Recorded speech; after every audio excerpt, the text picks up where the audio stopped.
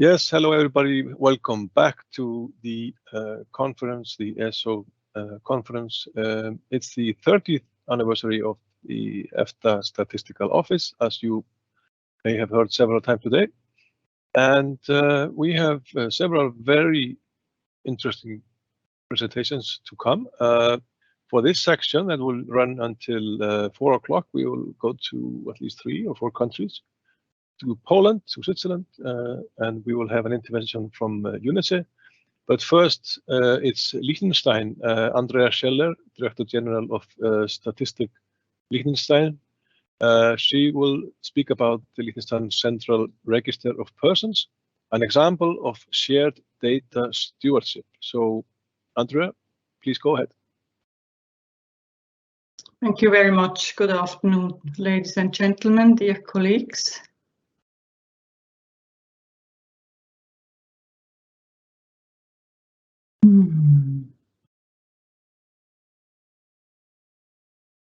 I'll try to share.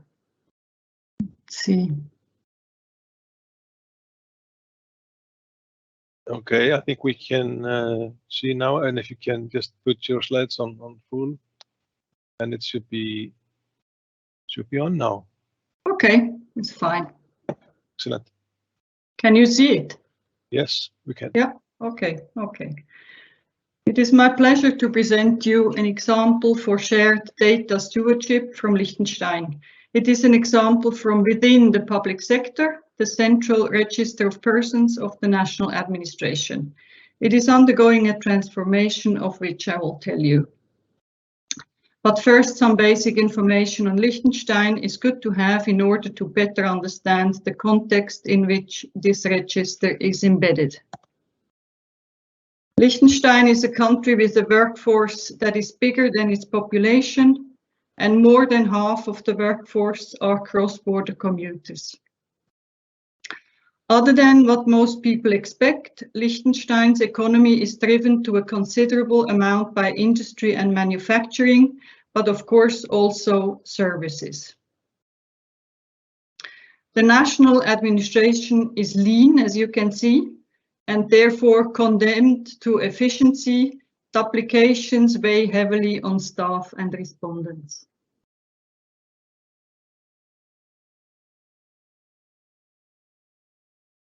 Now turning to the Central Register of Persons, in 2011, among other reasons because of the European Regulation on Business Registers from 2008, the Act on the Central Register of Persons came into force.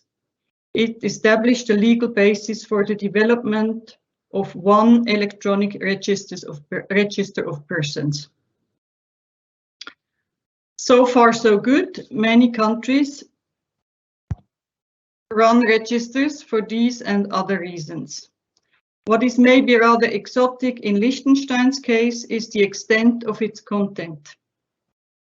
The same one register includes master data on natural persons and legal persons, as well as sectoral data on resident and work permits, and also employment relations, which connect natural persons to economic entities. It is thus a combination of the civil status register, or population register if you will, the business register and an employment register, and the latter covers both domestic and incoming employees. All three parts are managed by several agencies or bodies of the administration. The responsible agencies discuss and decide on concepts, definitions, formats, features and variables included in the register, so that it is fit for the purposes of all involved agencies. In the case of the Office of Statistics, we are involved in all three parts of the register. For the Civil Status Register, the Statistical Office is in charge of harmonizing the data of the communes, which collect the data on inhabitants, and the information on the inhabitants in the Central Register of Persons. More strongly, the Statistical Office is involved in the other two parts. It operates the business register according to European statistical legislation, but then also together with the commercial register and the Office of Economic Affairs for their purposes. With regard to the employment register, it is run by the Statistical Office for Employment Statistics, together with the Migration and Passport Office, who uses the register to manage foreign national working permits.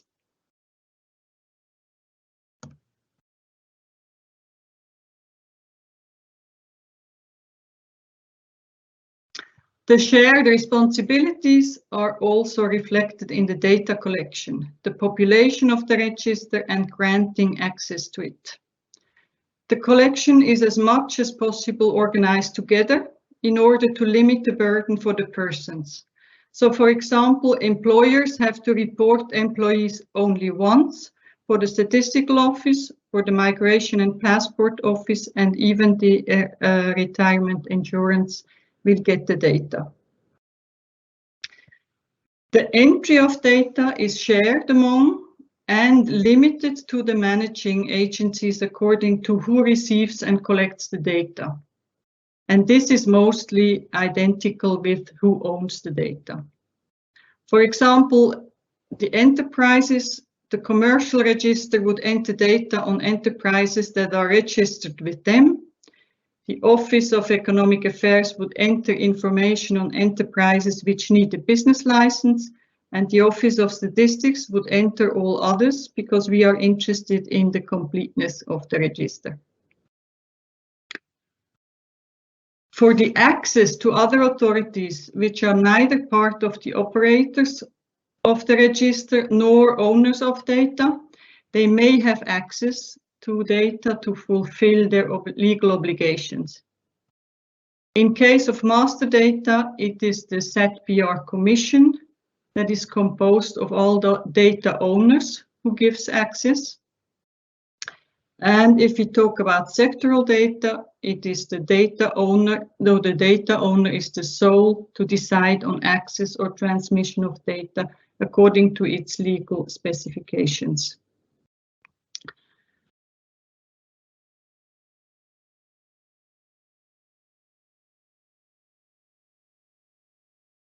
So basically, the ownership is the key organizing principle of the register, while there is shared responsibility for its well-functioning overall.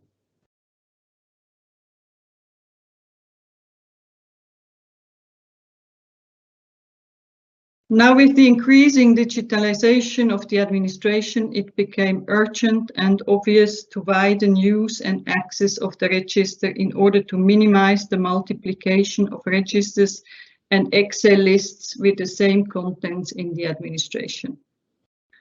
First, the e-government law and the law of the functioning of the government and administration were adapted to the once-only principle and to foster a more digitalized communication between natural and legal persons and the administration. But also the increased reuse of readily available data was a purpose of the revised laws. And after this, it was the turn for the law on the Central Register of Persons to be revised. And this is a project that is still ongoing now.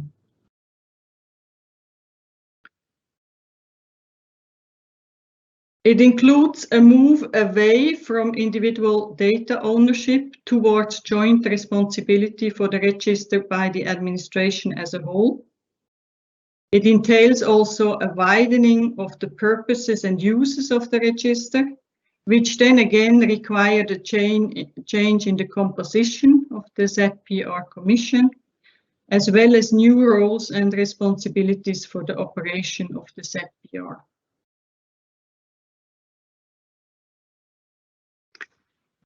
The ZPR Commission becomes much more a board of data stewards, if you wish to use a term coined earlier by Mariana. The organization is not according to offices or data ownership anymore, but according to the subject matter, which are the 1 natural persons, 2 legal persons or economic entities, and 3 subject data like country codes, housing identifiers, etc. And because the statistical use of data is often quite different to the administrative use of data, there is also a specialist in the ZBR Commission in charge of ensuring the statistical use of data, or the statistical usability of the data. And in addition to these 4 specialists, there's a newly installed quality manager. And of course, the Office of Information and Technology supplies a member to the Commission. The data protection unit of the national administration is called when necessary.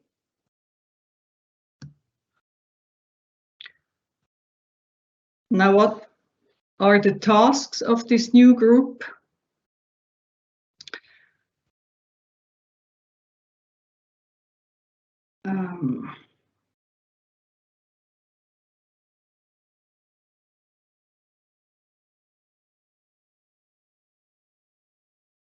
This I had already.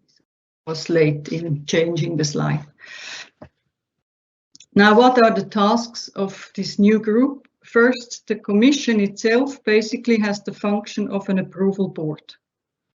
Its members are assigned by the government. The Commission has the final say on the setup of the register and on which entities have the right to write in the register and who gets the right to read. But the big amount of work lies with the responsible persons for the master data of each of the subject matters. They have to collect not only data requirements of the writing bodies, but also have to take into consideration the needs of other public bodies, so that those don't have to collect and store the data again in some other place. Often the needs overlap, but sometimes it is a challenge to cover all the demands. To make an example, so far local units of enterprises have been established when there were employees attached to it. This is the statistical definition. Now, local units are needed also, for example, for the Office of Environment in connection with chemicals stored at such locations. So, if possible, both needs should be met with this register. Then, the quality manager has an important overarching role. Instead of all units checking their own data and only seeing their own interest, it is now concentrated in one specialist for the whole register, which improves the quality greatly. All this said, I will reflect on the challenges and opportunities of this central register of persons, how it will look in the future, from the point of view of my office, the Office of Statistics. And I will start with the challenges to end on a positive note with the opportunities. The Statistical Office carries 2 hats in this.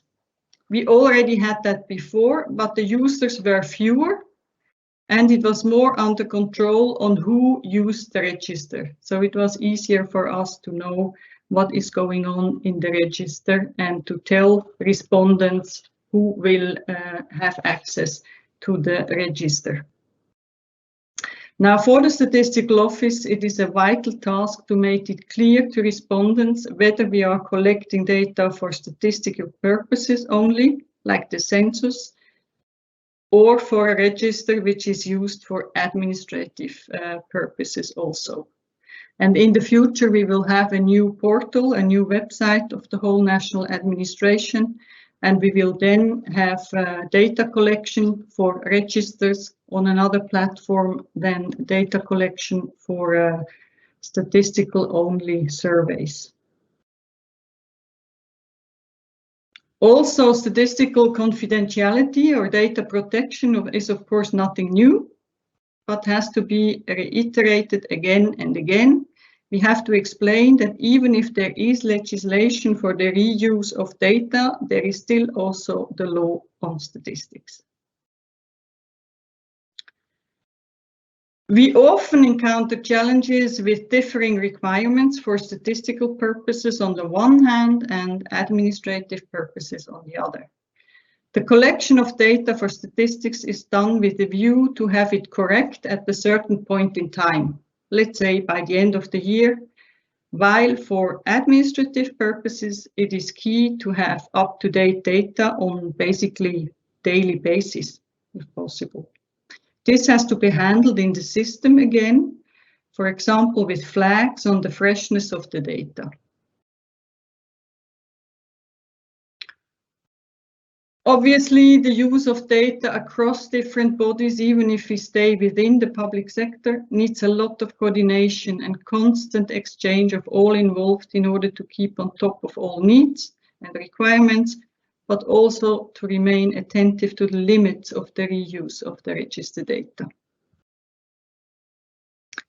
And here I come to the opportunities, because it's not only a challenge, the coordination or effort, but it's also very useful.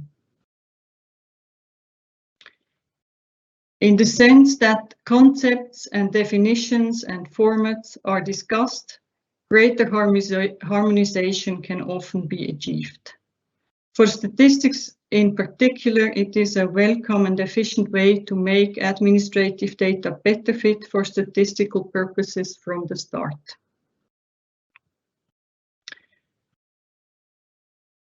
It is also welcome and actually crucial for statistics to be a member of the ZPR Commission.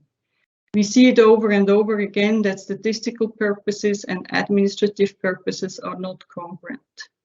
Statistics can advocate understanding for the specific requirements for statistical data by being a member of the ZPR Commission. The quality manager is staff of the statistical office, which is not only an appreciation that statistics is seen as those who can quality, but of course it's a benefit for all to have an expert from a field where quality is a key issue.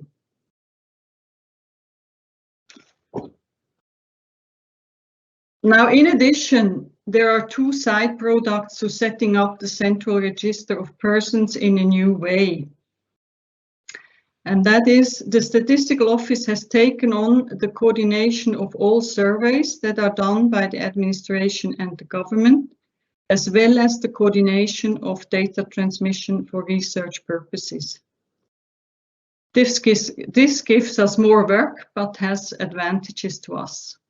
When there's a survey carried out somewhere in the administration, we can have a look at the survey questions so that there are no duplications. We can have an eye on the response burden and the timing of the surveys. So there's not a survey going on when we're trying to do our census, for example. And we can draw samples out of the register if needed for surveys. For the data transmission for research purposes, it is mostly to have a harmonized approach towards this in the administration. This means that we are in charge of aspects of the data stewardship that statistics is good at, in our view. And finally, it is great to be part of the setting up and the development of the Central Register of Persons, because it's a fantastic source of official statistics, because there are already linkages between people as inhabitants and people as employees and economic entities, employers, which can be further linked to other statistical data, for example, from surveys. That's all. Thank you for your attention.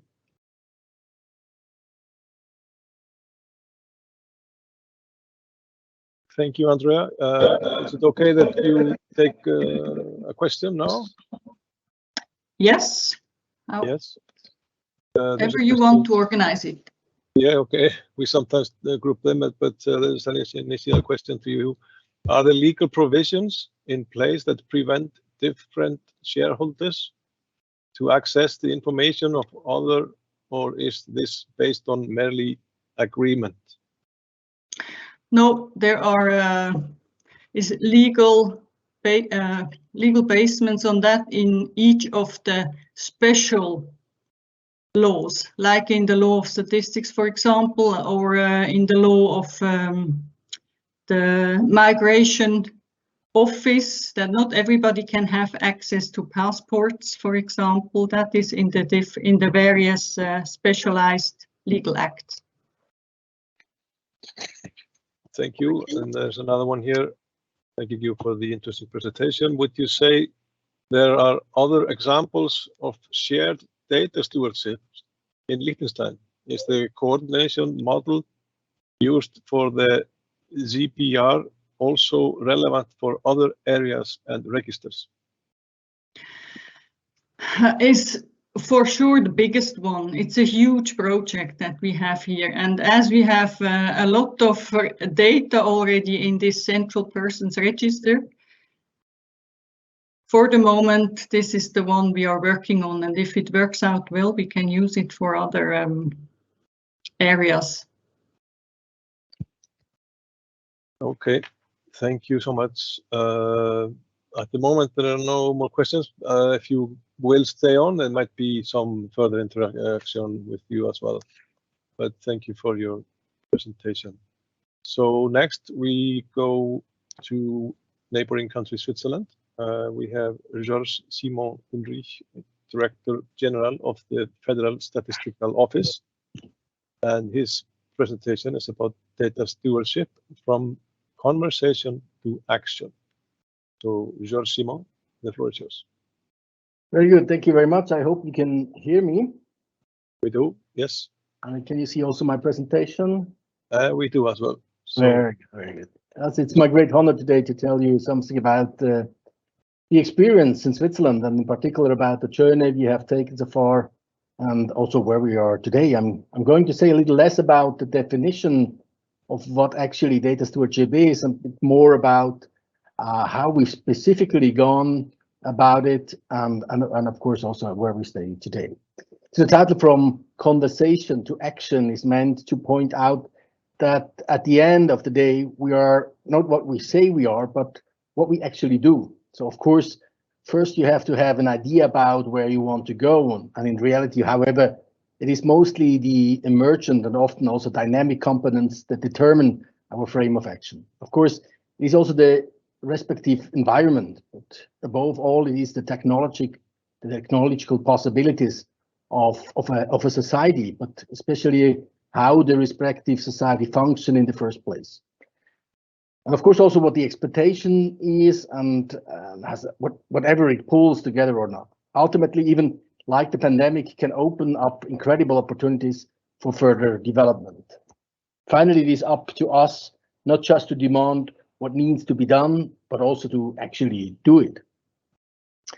Switzerland's journey on the issue of data stewardship's role, like many of you, began long before the pandemic. Simply put, driven by the will to make more out of the existing data, no matter what format, no matter what purpose it was originally collected for, or no matter what or who owns it, where are the data stored, just to make better use of it. And it will be, and the will to work towards a data-driven society. This will go back to the foundation actually of the Statistical Office, once only Tallinn Declaration, and so you all know it, helped last and naturally also on this way. The reason why we collect data ourselves is simply because they are not already available in the necessary quality. But this problem is common to all of us who collect data for a specific purpose, not only in the official statistical field. The problem that unites us all is we don't know actually what we have. At some point, we came to the conclusion that we have to create a system that makes the data visible, and that within the existing legal framework. That doesn't mean that you can't access all data, but to make it visible is the basis to see what we have. Actually, it is the foundation of transparency, the foundation to start the discussion, to see what we have, the foundation of trust, because transparency creates trust, and the starting point of a path of insights of the data that can be better and arguably more quickly available, and put that together so that we can create value. Now I have to see. I want to switch. Okay, now it works. Very good. Basically, that is what we are attempting to do in public statistics or in official statistics. We are enablers in a democratic process. It's the public's perception. We do that primarily through comparable results in time and space. But there we have taken on a role over the years in which we have developed the competence to negotiate frames of reference and transparently show how we arrive our results. In official statistics, we feel responsible for the entire value creation process from A to Z, from the question to the answer. However, we do not feel responsible for what our results substantially trigger in society, but we feel that is the part of a democratic process. So in the area of data management, or the role of data steward as a part of data ecosystem, we have actually a similar role, but it's not the same. We're also enablers, but it's about making data visible and, in front of others, enabling it to also be usable, reusable.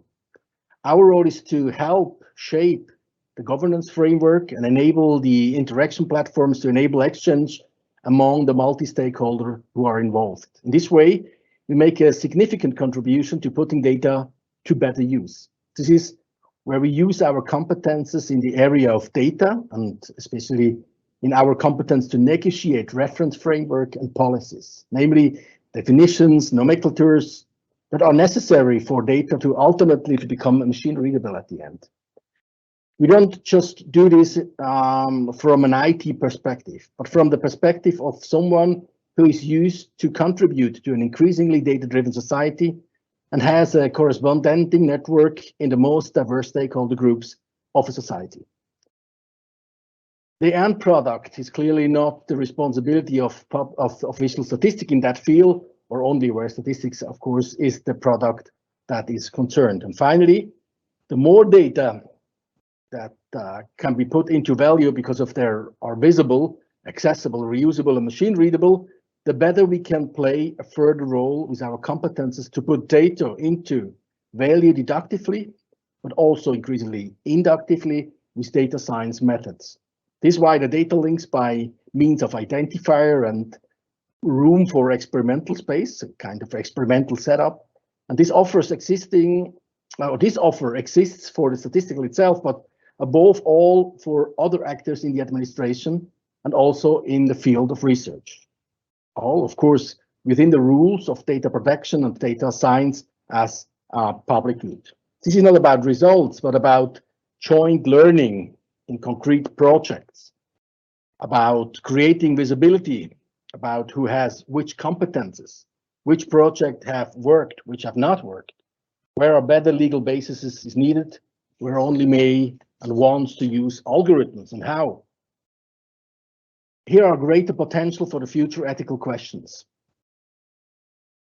Ethics understood in the sense that it's a matter of working out in a common discourse, an equally common accepted culture in question of dealing with data. Preliminary stage of lawmaking, if you want to say. Again, the law will adapt to what people want to do as acceptance, as a accepted practice, and not the other way around. Just as we do that in working with Eurostat or the OECD, the UN, or other international organization, what are we willing to do together? This is the question. Again, the competence will be needed to develop common reference frameworks. It is a matter of standards and definitions that once and beyond one's own area of expertise. We take the legitimacy of this action from the existing statistical law and, where possible, gradually adapt further laws. In Switzerland, we have only a very limited legal basis to prescribe something to the cantons in this area. We are heavily dependent on the will of cooperation of the 26 cantons. For this, I personally go to all cantons or the representative governments and show where we have common interests of cooperation and Why not everyone has to invent everything again and again and again? So the Federal Council has transferred these 3 tasks to the FSO as of the 1st of this year, 2021. And we have built up these 3 departments this year.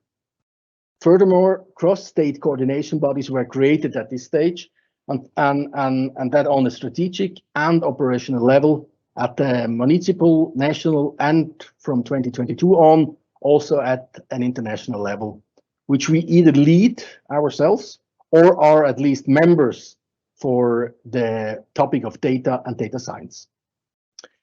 To this end, we have developed a data governance system for data management and have launched both an interoperability platform and a metadata catalog.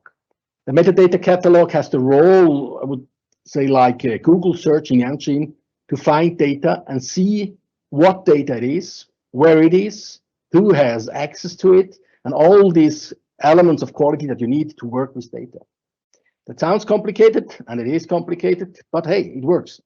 And we have set goals together with our partners, such as, for example, that we want to, the technical, semantic, and institutional foundation for data management across state level are in place and implemented in community halls by 2026. And 2026 actually is tomorrow. So it's a lot of work to do, and we just started. There are a whole lot more objectives, yet the example is to show how specifically we want to define these deliverables and also make them visible in progress. What was the message that opens the door? I mean, as you can imagine, there are incredible amount of stakeholders and everybody wants to tell you how the world is working.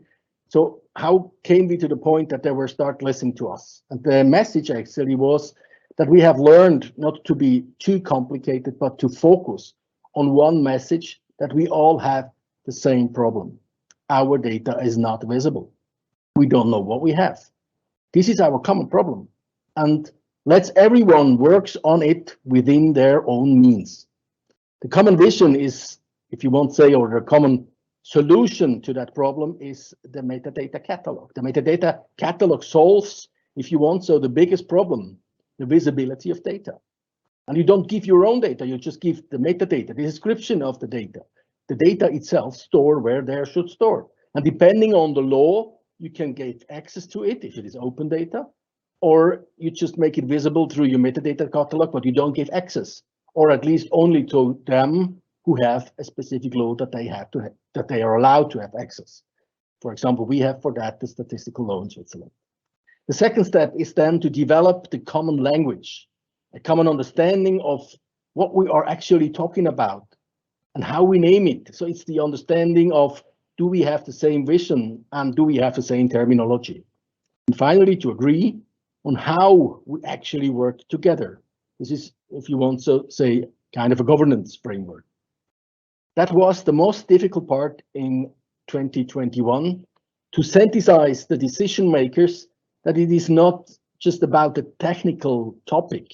It's not just about IT or an infrastructure, but about the fact that data is not only one of the most central drivers of digitalization and the basis of a data-driven society, but to develop the awareness that data can help us with the question that society has, and that one should have a certain trust in the techies, like the official statistics, such as we are, that we know what we do.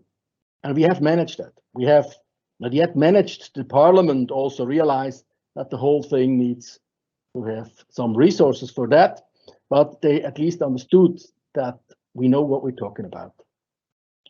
So why should the data steward's job be within official statistics? I mean, I've already just mentioned a couple of them, and you see also a couple of them on the slides. Official statistics knows the entire value creation process of data in a comprehensive sense.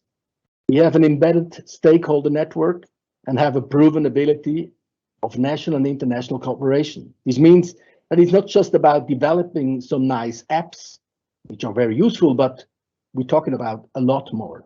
It's about the massive increase of the potential of the future, partly potential which we actually don't even know today.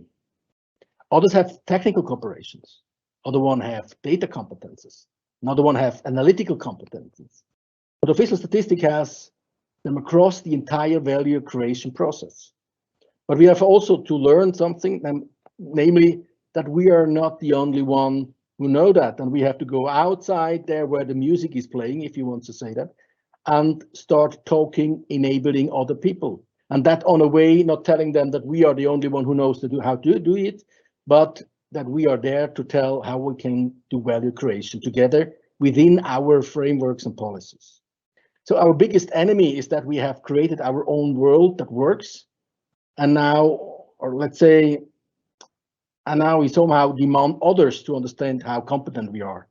Others have the same problem, so they all have to get out of their own silos. Also, we have to go out of our silos, and we have a strategic partnership developed in Switzerland, contractually agreed with the central IT provider, with University of Switzerland, and a lot more stakeholders to achieve the first most important goal, that we start talking together and solve a problem that we all have together, make data visible.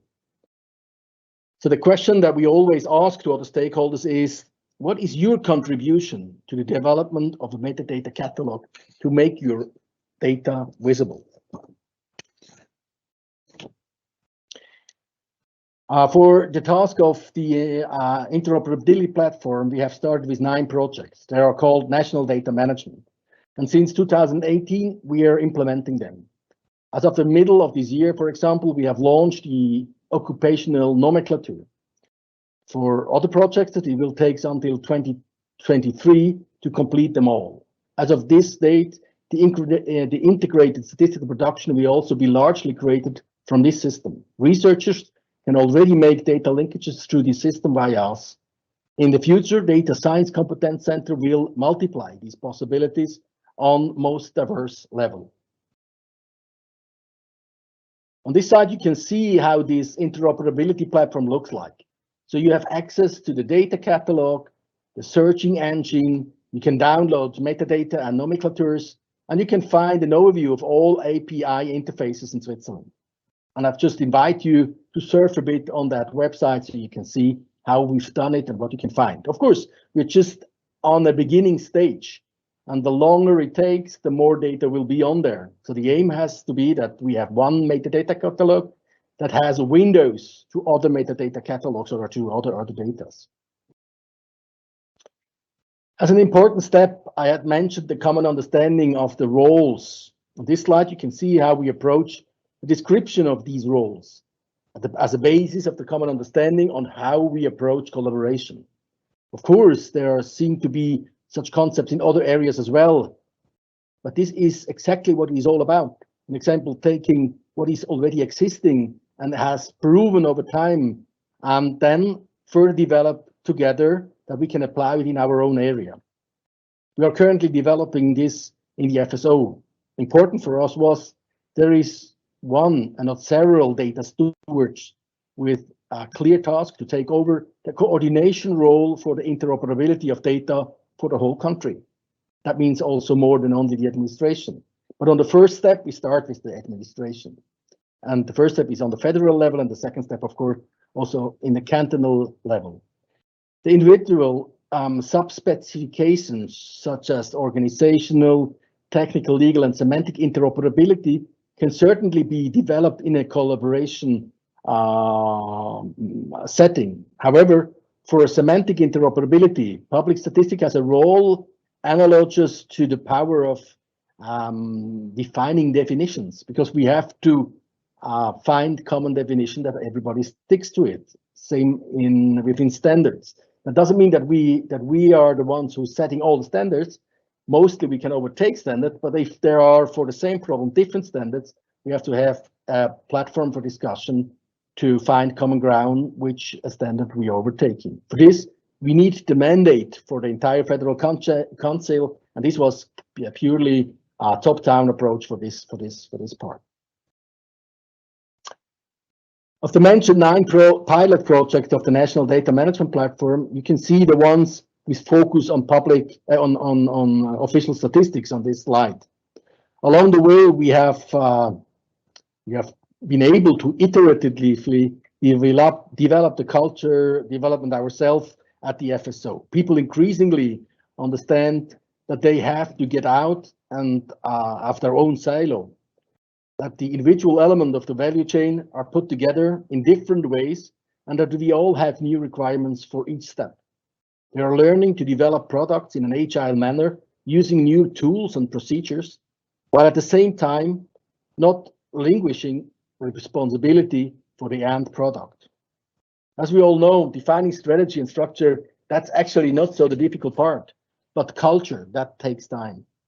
And how can we ask others to do something we haven't gone through ourselves? We are what we actually do, which means people will look closely to see if we can do what we say ourselves. And yes, if we provide this proof, this gives confidence that this is a good practice that can serve as a basis from learning from each other. In the FSO, we have already developed data innovation strategy since 2017, with which new interdisciplinary competences in the handling of analytics of data were developed, and concrete projects across all offices. This helps us today. People like working at the FSO, and we are an attractive employer. So the whole thing is much more elaborated than we thought at the beginning.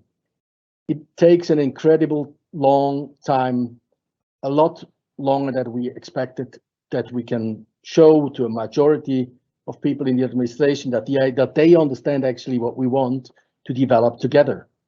But people are starting to see that there are just a few alternatives, so that the possibility that we show them and that we provide are good possibilities also for them.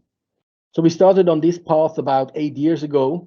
The first vision of an output-driven official statistic production, which has the concept of data steward as a basis, was created back in 2014. So you see, it takes a long time. Of course, the pandemic has helped that people see that there is an issue, but the people in decision-making position are not elected to the different position based on the data literacy. Data literacy is one of the most important skills for leader in the futures, and we have an interest in developing it ourselves for ourselves and helping other people to get there where they can make good decisions. That is why professional issues and stakeholder management, and of course cooperation with multipliers, including the media, university, association, and other stakeholder groups in society, is very important. Therefore, one should not only do projects, but also build up the institutional framework, working together, step by step in the accepted speed that is possible. And in Switzerland, this works less with big visions, more with negotiation processes, with the speed analogous to spreading of a fungal infestation, not to take the example of a viral infection. So in summary, this means we have a common problem that we can all contribute to solve. We have a common vision without leaving our professional role with our values and principles in official statistics. So you don't have to coordinate all the networks, but know the platforms and the messages and be there where people who work with data really are. Not only the decision maker, but people there who are really dealing with data.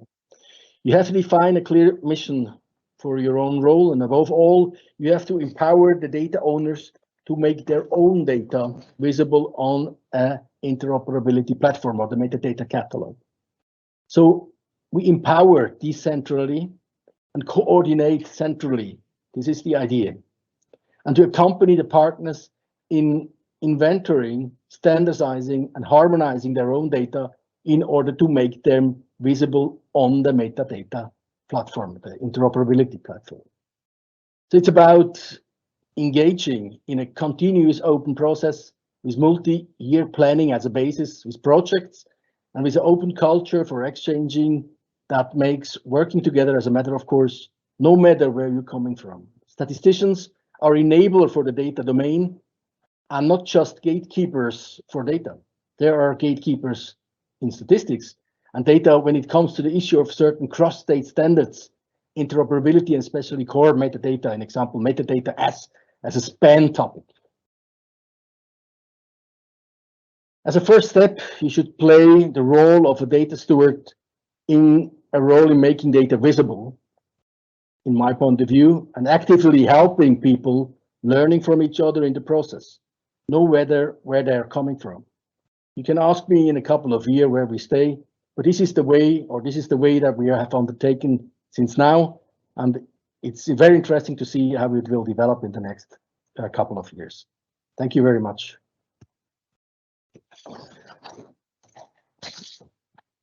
Thank you, Georges Simon.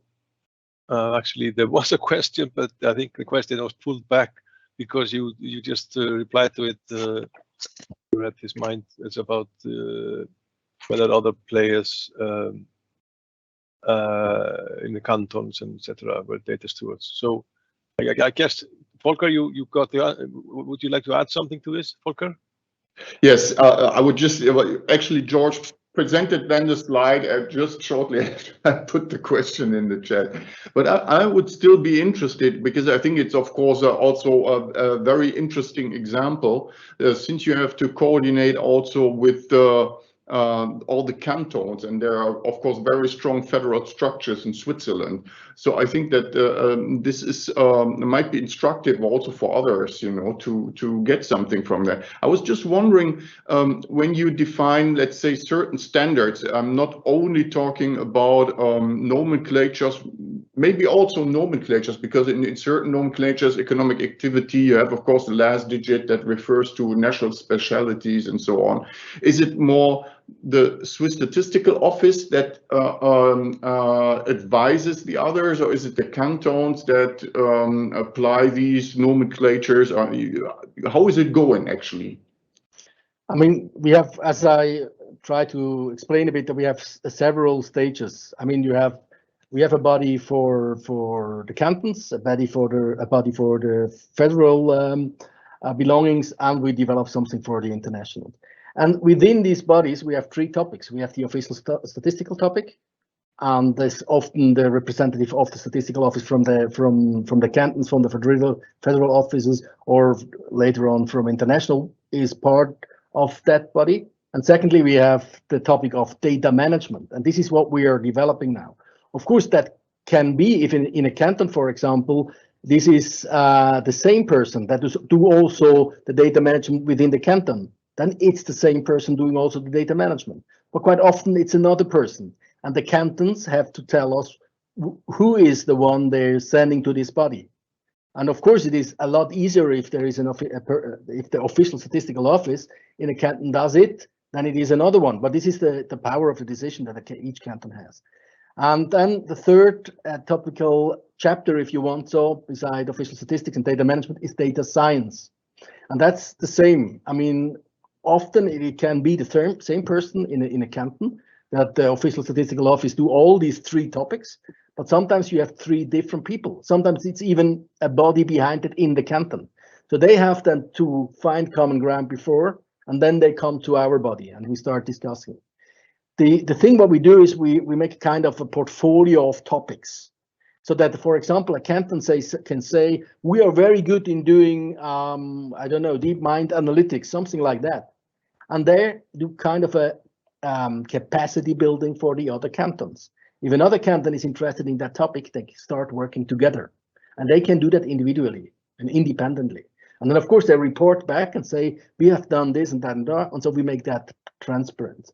And we do that on all three levels. So on the level of the canton, of the level of the federal, and we just develop now something for the international part. And then, for example, you just mentioned the standards. I mean, for example, in geospatial data, you have a lot of standards already. There is no need to develop new standards. We just overtake them. And then you really go to the data sets, and then you look, does it need a common standard, or can they stay like they are? But that's the job you have. This is then what you really have to do on the data level. And there, it's not anymore enough to have people on a body that don't have really worked with data. You need really the people to working with data, and this is an iterative process. I think quite a lot of the already existing standards we just can overtake. We don't need to invent them new. And there, where we see there are levels of that we have a problem or so, there we start a discussion specifically there. Then, yeah. So we start somewhere in each canton, or in, it's like we have, as you know, 7 different departments. Some of the departments are a lot good developed, and the other departments are far away. So we start there where they are, and start with people who have data there where they are. Yeah. Thanks, George. Thanks also for the presentation. Interesting. Thank you. Yes, thank you, Georges-Simon. So next up is Dominik Rozkrut. He's a Director General of Statistics Poland and a member of the ESS Partnership Group. And his presentation is about data stewardship for official statisticians, broader view with practical examples. I think we have Dominik here. Let me see. Yes, I'm here. I'm trying to share the presentation. So just give me a second. No problem. You are on screen at least, so we are good.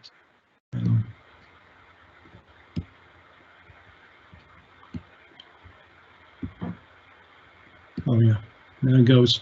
I just want to confirm that you can see the presentation. Absolutely. Yes, we are good to go. Thank you. Okay, thank you very much. So I'd like to first start with the thanks to the organizers for invitation and for organizing this very interesting conference. It's been already, very useful since the first presentation in the morning, and of course I'm going to talk about challenges as the topic of the conference says.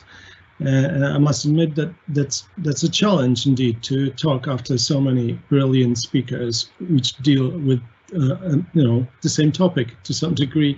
So always you find in this situation yourself trying to think what to say to avoid repeating what others have said. I don't know if I'll succeed with this, but of course discussing the issues of data stewardship happens now on many fora. I myself, I'm a part of the UNECE forum, and Tiina from UNECE is going to inform us about what's going up there. I'm part of the group at the UN level as well. And of course, I've been involved in all the discussions that we had within our so-called PG, Partnership Group of the European Statistical System. So I'm, of course, well informed in terms of what Mariana has presented, also as the outcome of the survey that we've done throughout the member states of the European Union. So there are many things happening. Most of the people are the same, and we're discussing that in depth.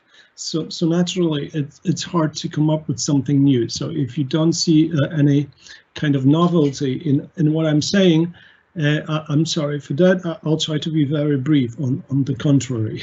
So anyway, those who know me, they know that I like to start with the fundamental principles of official statistics. And actually, the core of my presentation today is trying to reflect on data stewardship in the context of fundamental principles. Because it is to me somehow surprising that our fellow native speakers come up with the new terms and they call the things and the new words, but it's very hard to delineate what is the actual change that is happening in the reality that surrounds us, and what is the change in the language itself, in the words that we use to describe things, actions, functions, roles that we've been playing, so far with some success, I would say. And of course, this task is not easy also in this case. And I think the whole notion of data stewardship and the fact that we are discussing it so thoroughly now is that it's based on both changes, both linguistic and the actual change. The actual change comes from the fact that the reality that surrounds us is changing, but the language change is stemming from the fact that, you know, we call old things new ways because these old things get richer and richer, and we need new language to describe it more profoundly or more precisely, or just language changes itself without any reasons at times, you know. So the thing that I'm going to discuss here is that when considering new issues, like I say on the slide,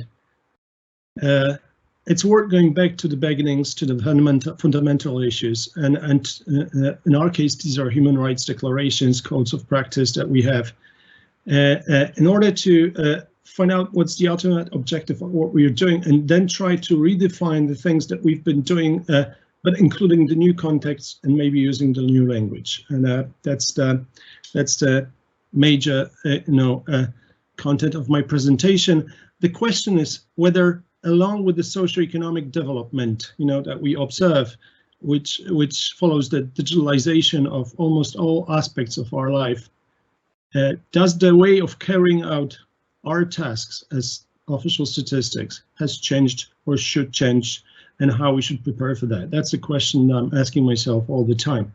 And of course, it's important to realize what's the context, what are the reasons for the possible change that affects the way we think and we act. And of course, here it is necessary to consider that these changes mostly are related to the issue or the phenomenon of digital transformation, and the fact of the universal, I would say, digitalization of all aspects of social economic life, which turns into completely new methods of data acquisition. We can acquisite data from unprecedented number of sources compared to what was possible even 20 years ago. And of course, this raises the whole market for information, and you can start thinking about it as in the context of economics of information, when data becomes an economic asset and a factor of production, and it's valuable for those who can produce the data, and even more for those that can analyze and use it somehow. So that brings also into consideration new roles, new tasks, new professions on the information market. Data science, data scientist is the profound example of that. But it also brings the growing role of issues related to the protection of confidentiality and privacy in the environment of the permanent observation. The profiling of internet users is the best example of that. And we are constantly profiled without our consent, or even if we consent, probably what happens is to a much deeper level than we consent, I would say. And there comes an exponential increase in the number of data processing entities, and multiplicity and variety of data sources, increasing complexity of information ecosystems, and at the end, growing competition on the information market, which is probably particularly important for us. So having that in mind, one may claim that the traditional formula for the operation of official statistics might be a little bit insufficient. And in this context, public statistics, if trying to maintain the current positive role in maintaining the information governance of the state, should expand the range of its activities, or at least undertake some of the activities that it was supposed to undertake, but because of other reasons, we didn't. So one thing I want to discuss a little bit to make a short distinction, because we very often use the word data governance, This is because the upcoming legislations at the EU level use extensively this term data governance, but there's another one, information governance, and in the context of statistics, official statistics, I much prefer to use information governance because information is wider than data. But if one wants to argue, you know, of course, all the data is now data. No, all the information now is data. Even the text is data. And of course, at the technical level, everything is presented by digits. So these are data anyway. But information brings in this nice context that we used to like in the past to use in order to show that we are not only pure data producers. We're producing information which is related more to the insight into the economic and social processes that we try to describe, rather than just solely presenting some numbers without any meaning, I would say. So our ambitions were always going a little bit deeper. Still, we wanted to be transparent, relevant, and not partisan, but then to allow others to understand what's the value in the data. So we may come back to the question why, and it's very useful exercise, I would say. Of course, it might be boring, but I think it's a very useful exercise. Of course, nowadays we see this in an unprecedented pace that, you know, the role of the fake news, of the misinformation, and things like that is increasingly growing, and despite the idealistic, you know, assumptions at the beginning done by those who envisioned the progress and development of internet and all these ICT tools that would hopefully spread the good news and the truth and reach the democratic societies. Those tools are equally well used in a quite opposite direction, and to spread the misinformation, for example. And it's, of course, one of the things that we've been discussing heavily also in the past years, but it's very, you know, useful, I would say, to remind ourselves that this is actually the context, the most important context probably at the moment of what we are aiming at. So misinformation, contextual deception, and disinformation, these are different layers, different stages of those bad, you know, phenomena are increasingly important, unfortunately, and the quality of information has a decisive influence on the political, social, economic spheres. Then the question is, what is thus then good information? I provide you with the you know, definition taken from Oleński. You probably remember Professor Oleński. He was behind the fundamental principles of official statistics 30 years ago. We were going to have the anniversary, similarly as EFTA, next year. Good information is information reflecting reality, useful for society, complete. You know, these three things are just the demarcation line that define the good information. I don't want to spend time on that, but that brings me to the issue of data governance, which I understand, as I said before, you know, a little bit more widely than just the data governance in the legislation.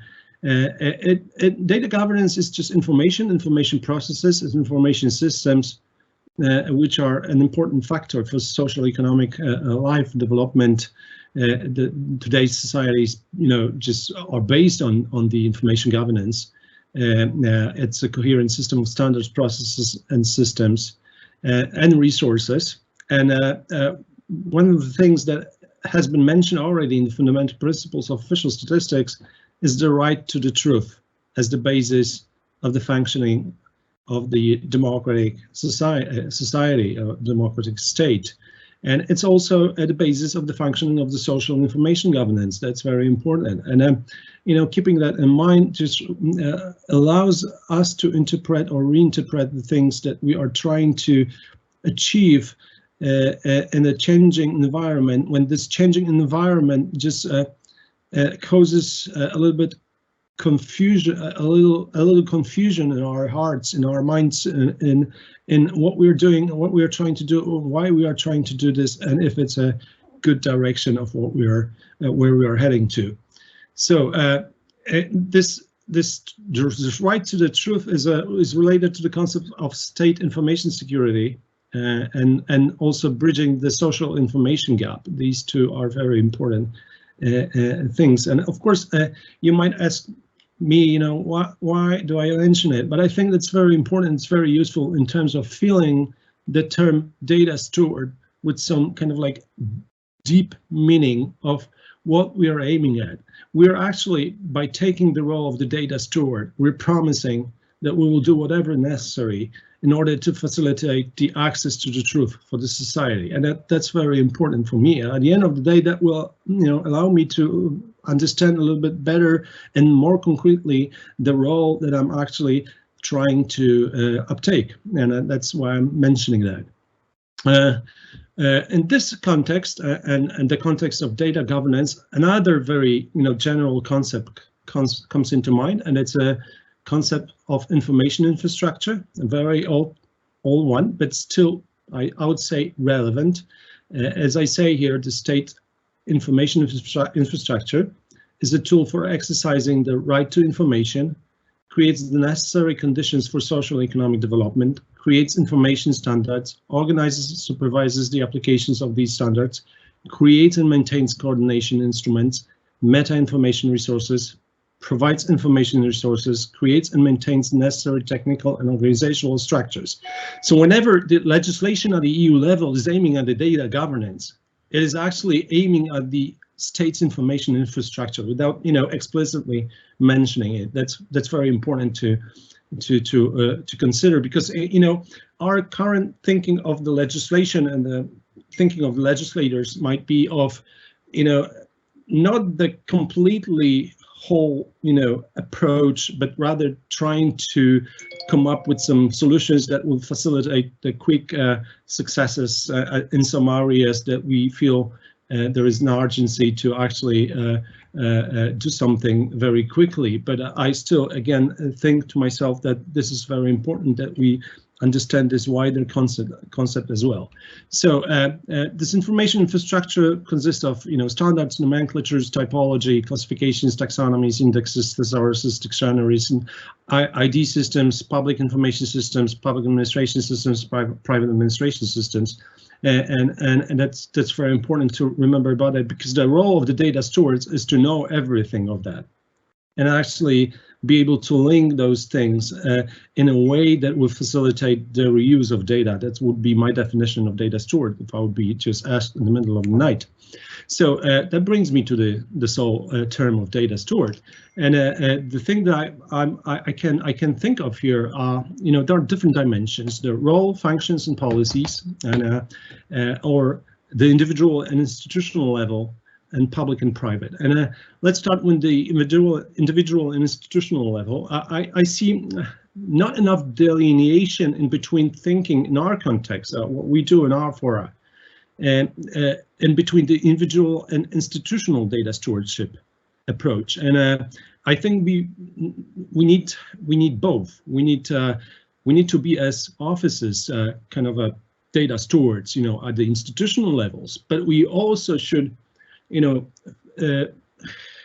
raise the new kind of job within our offices premises, which would be the data steward, but the individual data steward, the someone who's capable of facilitating the reuse of data because he's appropriately skilled and has appropriate competencies. But of course, what it means actually to be a data steward is the question of the roles, functions, and policies. And I think that many of those issues that are related to the three of roles, functions, policies have been already mentioned. I'm not going to take to further discuss on that.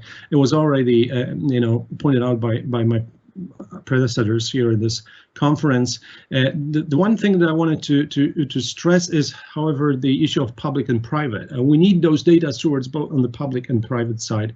And it was actually one of the conclusions of the B2G data sharing expert group, which was already mentioned by Mariana today. I was a part of this expert group, so I'm having this slide almost in every presentation that I'm having since then, that we have recommended the promotion and recognition of data stewards as a specialist who is the only one of, able to facilitate the reuse of data at many different platforms, layers, and technicalities, I would say. So let's go further. There are two practical issues to be considered separately, I think, and that I also sense not enough delineation between the two in terms of our discussions. The first thing is the special role of the data steward for public administration, institutional role. I think at the beginning we were heavily biased towards thinking about data stewardship in the context of official statistics by thinking exactly at the institutional level, playing this role for other bodies of the public administration, which is a biased approach, but in a way that's also very relevant. It's one of the two things that we should think about. Of course, we enter some field of strange, strange relationships with the other public bodies, because it turns out that in many countries, including the member states of the European Union, we have some specialized other public bodies, like in our case, Ministry of Digital Affairs, that have the ambition of being a data steward for public administration, and you need to find a way in order to cooperate, effectively, but then certainly finding your way of setting up the things, which means that across member states, the situation and the roles and the extent to which we are playing each role will differ significantly, and we have to be aware of that. That will end up like that for sure, and different levels of depth of what we are going to achieve. But I would say, that's very important to, sometimes it's useful to think of extreme cases. So still, even in the least possible responsibility, the role is there for us, I would say. So even if we're just completely omitted in the discussion, there is still a role because we have some competitive advantage being such a specialist in data, and we have our data sources that we can play to some degree, even if not invited, the role of the data stewardship, of the data stewards. Then, of course, being the ultimate data stewards, the other extreme, possibly goes, in my opinion, beyond our initial mission and puts us at risk, because we are just living the natural environment in which we've been responsible only for measuring phenomena and moving towards actually being a part of administrative processes, which is risky for statistics, I would say, and we have to delineate those very clearly as well. Okay, and the second thing that I wanted to consider separately here is the issue of or the role of data steward in a broader context as the data stewards in the information governance, covering all actors of the information ecosystem. This is actually that we are discussing nowadays. I think that our understanding has widened, and we are doing it the right way now. But of course, these two are different, and then we have to separate them in our discussions. I think I find a little bit of a deficit of that.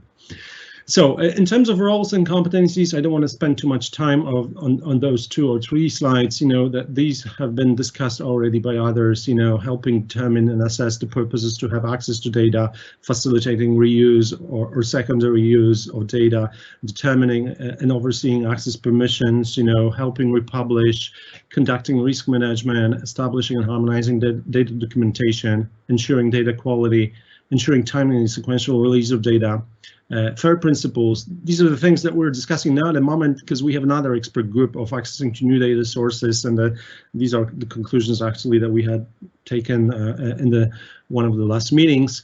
There are a few things that are awaiting to be done, and no matter how far we go with our discussions and our awareness of what we should do, and actually being able to do it and doing it, there's always a promotion needed, a communication of the role of official statistics and the data governance systems, because without that, our stakeholders would not understand, would not even see that we are doing such a great job. And that's a very important point, because we are struggling to understand those new issues very much, I would say. So what to say about our stakeholders are not participating in these meetings always, so that's a very important issue. Then and we should encourage the possibility of developing the ethical guidelines for data stewardship, because we have those fundamental principles, but when it comes to playing the role of data steward, which goes a little bit outside of our, again, natural environment, it means that we have to be especially careful in terms of not doing something that would be unethical. And I guess there's a lot of to be done in this regard. I mean, the principles are there and they're okay, but we need to fill in the gaps in terms of how to operationalize our actions in terms of reaching out to those new activities. And then the third thing that I would like to say, that support for the development of capacity of national statistical offices has to take place, and we should think about how to, help to spur this very important new roles and these very important new actions among the member states of the European Union and EFTA, so that we can play those role more effectively. Okay, also promoting, I have again, we have some Polish attempts to kind of like go into this direction. I don't want to bore you with those as well. We are trying to, we've changed some parts of the regulation. We're preparing new changes of the regulations, which separate, which will establish a separate subsystem for the data stewardship, in which the data confidentiality will be treated differently for the public information. So we are at in the preparatory works now. In terms of this, of course, I understand my role as data steward as expressed by this manifesto that we've taken 2 years ago, that we're trying to do as much as possible towards open data, open source, open access, open knowledge, and open algorithms. This is something that we've done 2 years ago. Of course, the role of official statistics in society is as it was, but when we use the new term of data stewardship, it gives us the more depth to kind of like operationalize, I would say, what we're doing. I don't want to spend time on that. I feel the pressure. I have 2 minutes left, so I have conclusions now. And there are some of them are probably a little bit, some people would argue with those. So yeah, I want to present them. Data stewards are essential in both the public and private sectors. That's for sure the truth. Everybody stresses this, so no point about it. Recent policy development within Europe, such as Data Governance Act and the forthcoming Data Act, we don't know what the Data Act will include actually. Exactly, we know just roughly, but I haven't seen the text myself, which advocates for new institutional arrangements and practices such as intermediaries, data spaces, and data altruism will only increase the need for data stewards. That's another thing. So yeah, supporting our discussion today, both of them support that. But I would say legislations are important, but not the most important. We need to understand our roles better, regardless of pros and cons of implemented legislations and their actual outcomes, because we have to understand that these legislations come into force now, but if they will be effective, that only time will tell. Then today, but anyway, yeah, whether they will be or not, we should do whatever we can to do the best, I would say, on our side. Then today we can say without exaggeration that the issue of the quality of the data ecosystems, information governance are becoming the most important challenges, and that's the role for the data steward. You just really take care of the quality of those data ecosystem, and implementation of a comprehensive program of building trust, security, innovation, and fairness, which are the objectives of European legislation, must involve a much wider group of stakeholders, both from official statistics and as well as from outside of this world. And official statistics this is a kind of like a good conclusion that I want to give you at the end. In my opinion, official statistics can positively affect the quality, efficiency, and effectiveness of data ecosystems of societies and economies. In the conditions of globalization of information processes, the basic approach to countries' information security is the effective control of the process of creation and development of social information ecosystems. And by this, I again cite Alinsky, but I think that's very important. And that's it does not mention the role of the data steward, but then when you see something like that, you see that it's really a content for what the data steward should stand for. And we should take this into account. So I would say at the end, this is for me, data stewardship is not so much a change of a paradigm. We should actually avoid to change the paradigm, but it is more focusing on processes and practices a little underrated within our community so far, but fully justified. There was no need for in-depth data stewardship when data ecosystem was still at its infancy, that I would argue for it. Then we should be careful and modest in terms of communicating novelty of the concept. Be careful with announcing successes before other parts of the ecosystem will start to work as promised, because you know, we tend to sometimes rush in order to in communicating the new things, but that turns out at the end that it's not so easy to achieve something really concrete. I will be modest with that. Of course, I'm sure we'll get there, but I'm not sure if in a specified amount of time. And it's always useful to come back to fundamentals, fundamental values, ultimate objectives. That's how I started my presentation today. Official statistics should and can affect the quality of the data. Again, I repeat this. Thank you very much for your attention.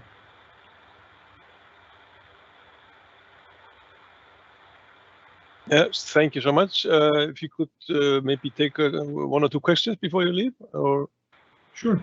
Yeah, yeah. Thanks for this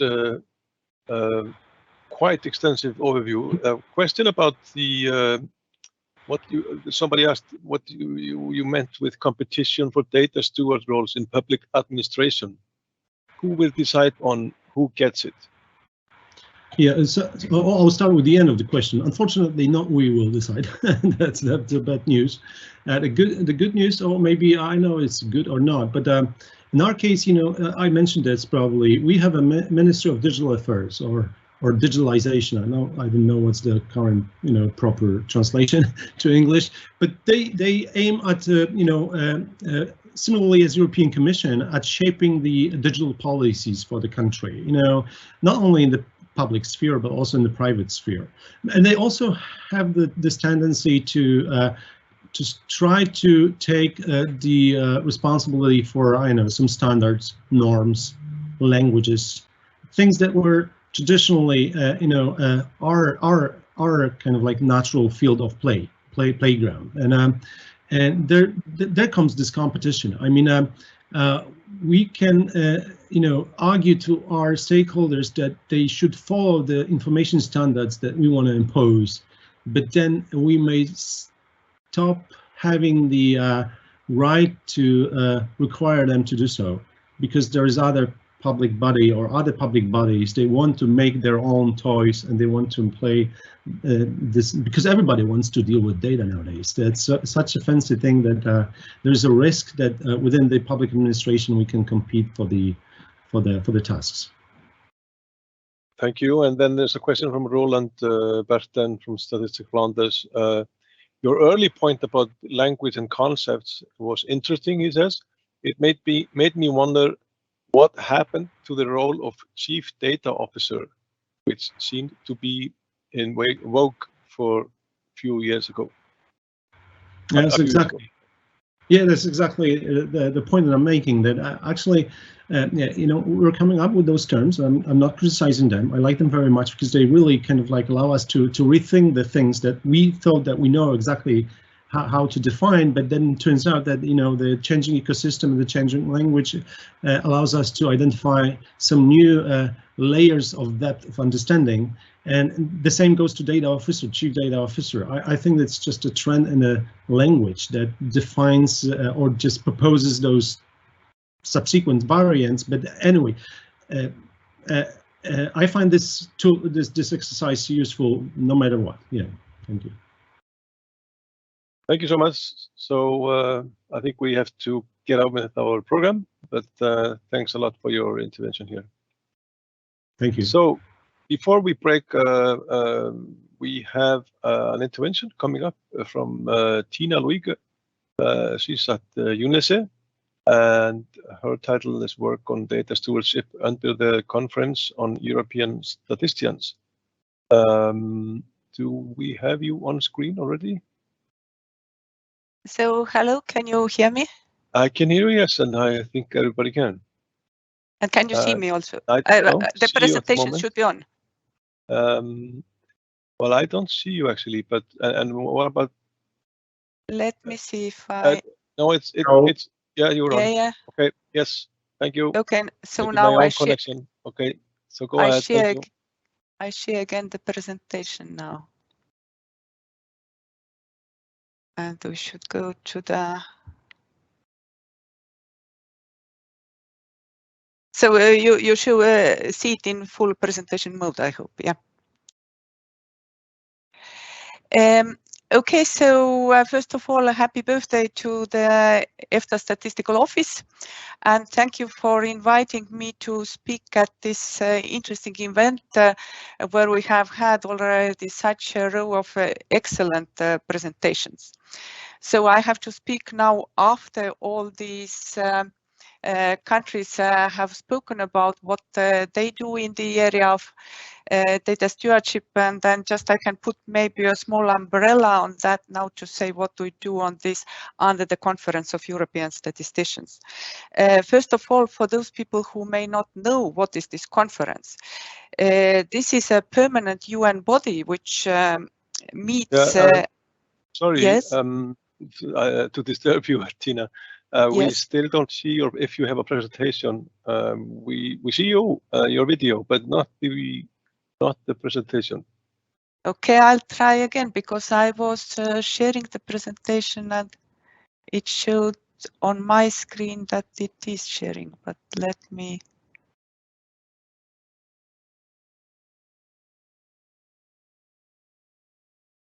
So it should run here. Do you see it now? I don't see it. No. It says sharing is paused until you return to the shared window. What does it mean? But maybe then actually you have the presentation also if you can share it from your side. Yes. I also just my colleague Brian can. Yes, exactly. Now we have it. Yeah. Okay. So just because there is some strange. Thank you. Technical issue. So you are on slide 2. Okay, that's the first one, and then please go to the next slide. So for those people who don't know what is this conference, so it is a permanent body. Its members are heads of statistical offices of UNECE, OECD, and some other countries, which is about 65 countries. So it's actually much wider than Europe, and all these heads of statistical offices that were speaking here today are also members of the conference, and also the major international organizations active in statistics are involved. The conference has been discussing data stewardship already actually a few years, and these discussions have converged towards proposals for practical ways how to support statistical offices in their expanding their role in the new ecosystems and then public data governance. And we have seen this data stewardship topic being discussed at countless international fora inside and outside official statistics. But when you look at what people are speaking about, then it's often actually about quite different things. Therefore, one thing that the conference said was that we would need to develop a common understanding of what is data stewardship and to harmonize the main terms to provide basis for developing common principles and standards in this area. In 2020, when the conference discussed this topic, it was based on a paper by a group of countries led by Estonia, which included 21 considerations how statistical offices can enhance their role in data governance, and the proposed action plan that can serve as a roadmap. The conference also said that this changing role of statistical offices has been accelerated by the COVID-19 crisis, and statistical offices can position themselves in the new data ecosystem in different ways with a range of possibilities, from minimal change to full data stewardship. And the statistical offices are also at different starting points. Some already have cross-government roles, others are just starting out, and there is no one-size-fits-all solution. So the next slide, please. The conference proposed to set up a task force on data stewardship to turn those considerations from the paper from Estonia and others into a roadmap and action plan to support statistical offices. It was said also that in doing so, it is important to take into account the legal basis and recognize that statistical offices can move forward at their own pace and take on a stewardship role to a different degree. A maturity model approach could be useful.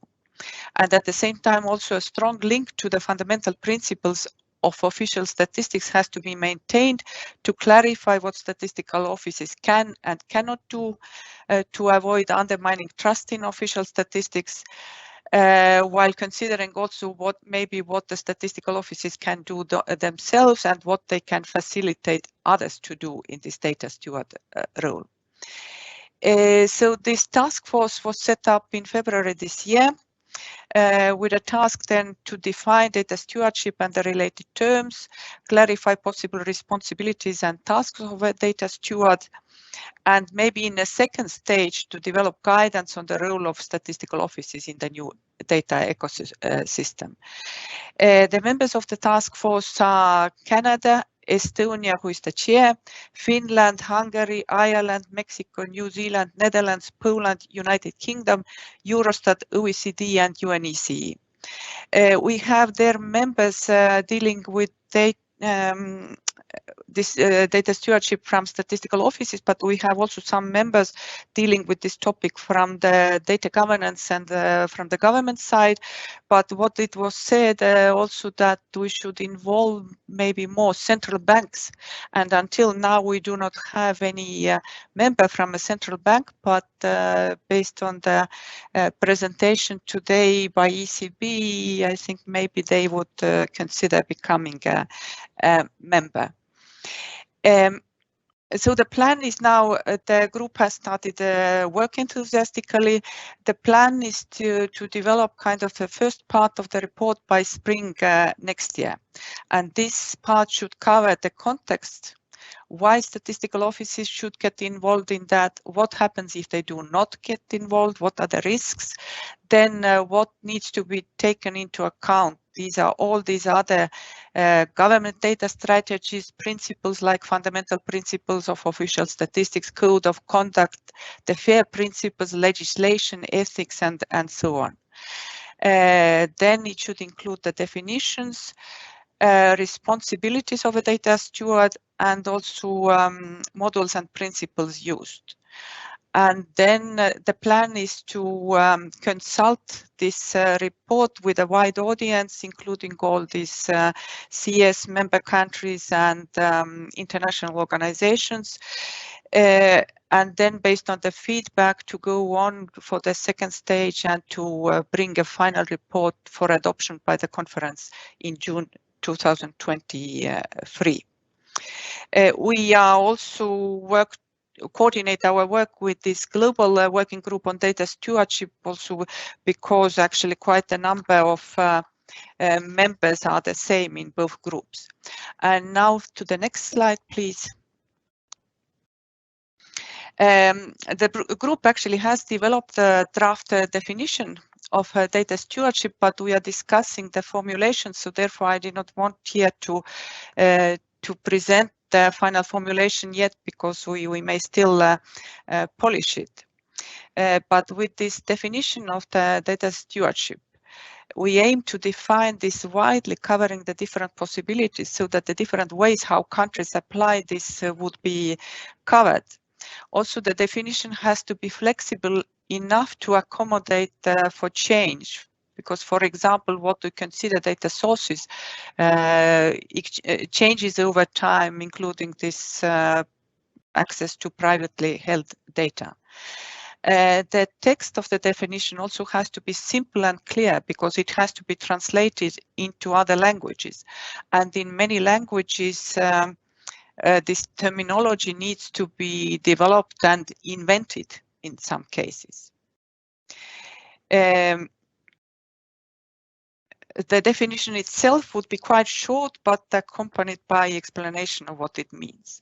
And now, in the elements of the definition, there is that first is data stewardship is about ensuring ethical and responsible handling of data throughout its life cycle. And there has been discussion then whether we will list in the definition those different phases of the life cycle, or we just speak in general about data life cycle. But people said that it might be necessary to list the different phases because there are some like access, sharing, reuse, which are maybe not the first ones that come to your mind when speaking about working with data, but which are very important from the viewpoint of data stewardship. Data stewardship is about long-term thing.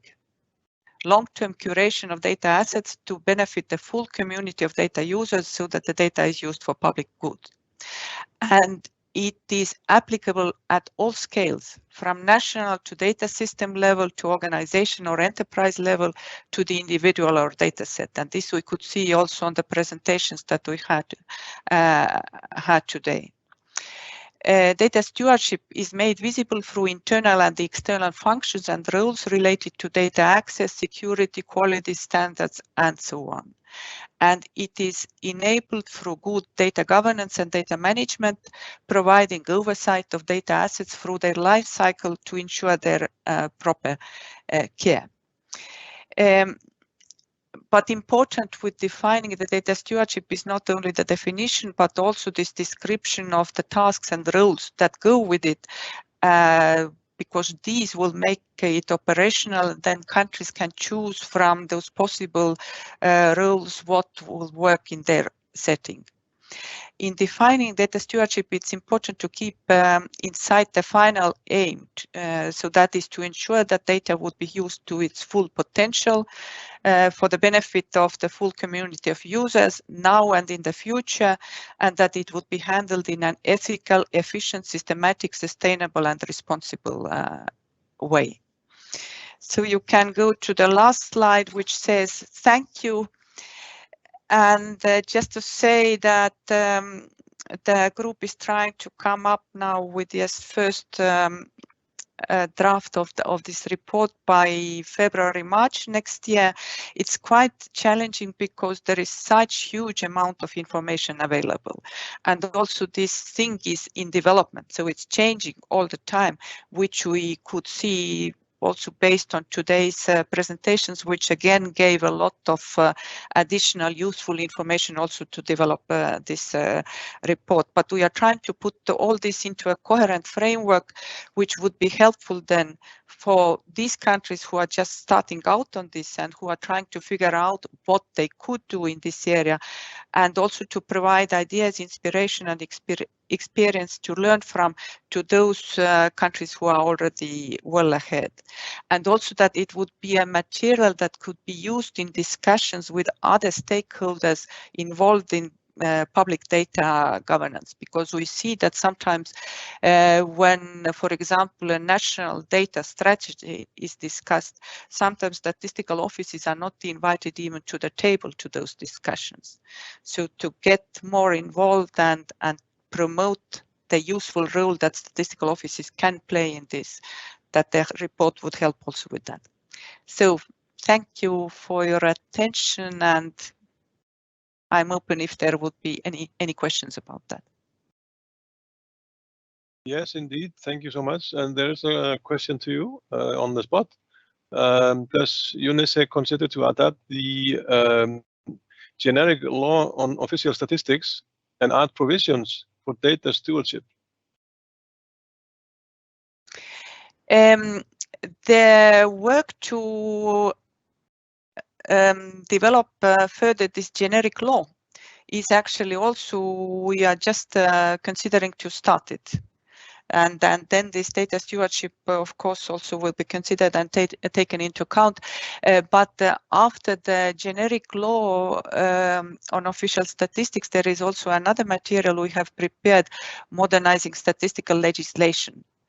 So some of the developments and elements of this new legislation are explained and further developed in this modernization of legislation publication.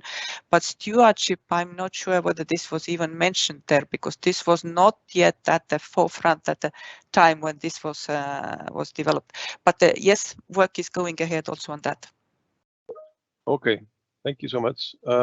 So we are getting to I think your video dropped out as well, but that's okay. You've done your part.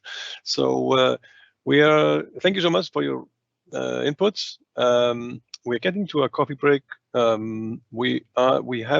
think we should resume maybe 10 minutes past 4.